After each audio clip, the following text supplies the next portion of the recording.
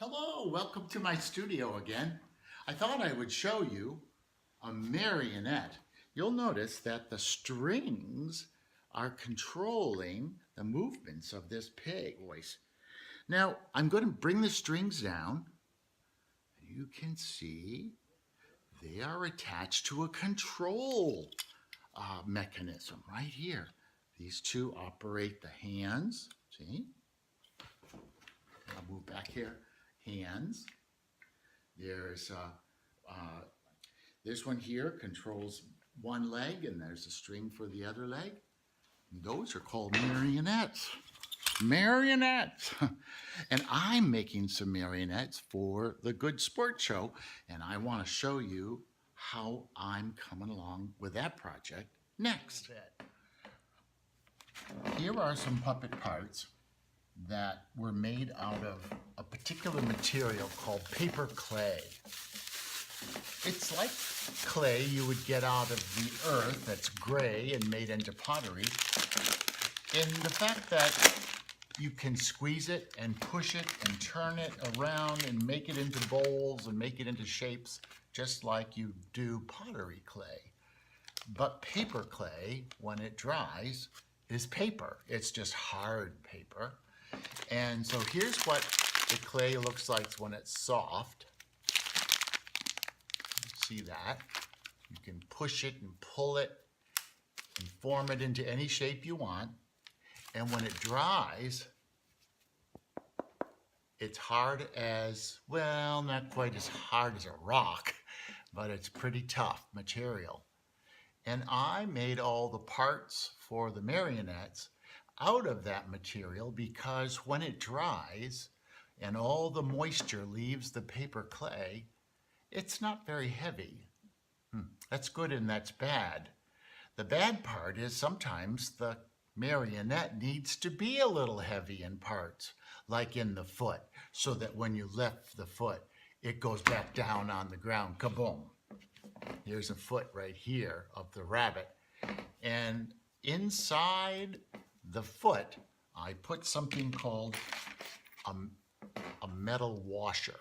It's used with bolts and nuts in carpentry and so on. And it's a little heavy, okay? And so I put some of those washers to protect the paper clay from just wearing out in certain spots. All right, because I wanted my marionette to last a long time. And let's say this is the wire coming through up at the upper part of the rabbit's body. This is his back. His tail will be right here. All right, and I will be stringing, for instance, this upper arm of the rabbit, like so, okay?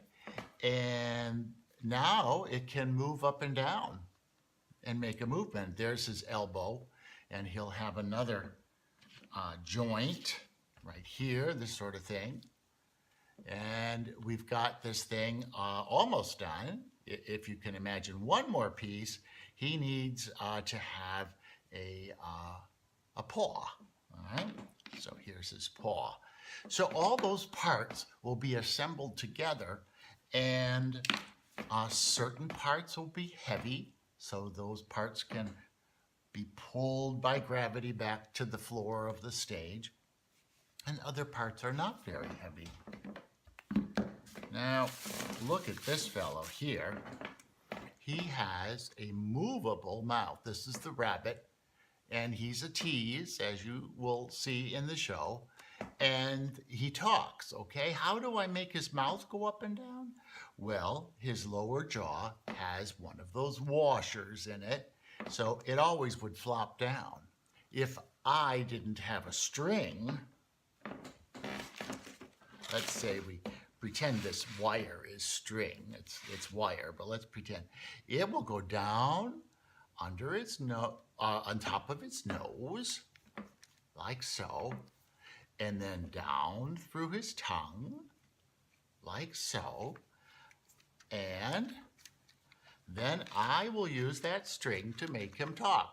Hello, boys and girls. Well, he's not going to talk like that. He's going to talk like a little Well, a little bit more of a young rabbit. That sounded like an old man rabbit. Well, I sound like this. No, not quite. The kids, I want to surprise them how you'll sound. Oh, all right. I'll work it out. All right. So marionettes can talk. They don't always talk, but they always move their arms and legs. And so all of that's done with controllers. Now, when I do the show, you'll be able to see me operate the marionettes. I'm not going to be hidden behind a piece of cloth. So you'll get to watch me move these puppets when they're all finished. All right, sneak preview. Here's the turtle's shell. Here's the turtle's head. He also will talk. Now there's another kind of puppet I'm going to show you at the show, and that is the hand puppet. And this would be the turtle's head for the hand puppet. He's waving to you now. Imagine I have cloth down here, and you don't see my fingers. And he will be talking, but his mouth does not move. But it doesn't matter. Doesn't matter at all. And here's the rabbit and how he will look as a hand puppet. Oh, he also does not have a movable mouth in this form of puppet. I'm going to show you some other kinds of puppets in the show, but I'll leave that for the show. Those are puppets that you can probably make quite easily at home. You might be inspired to do the same show you'll be watching me do at your house out of things like paper and cardboard and cloth, napkins and so on, paper towel rolls. So you see how powdery I am? Yeah, looks like I'm baking, but I'm not Baker Tim. I'm Mr. Tim the puppeteer, and this is all dusty, and I'm getting it all over me. I'm wearing a white shirt today for the same reason. I'll vacuum it up, clean up, and the next job will be to paint all of these puppet parts and string them together. All right, thanks for sitting still for this pretty long explanation about marionettes. Goodbye. See you next time.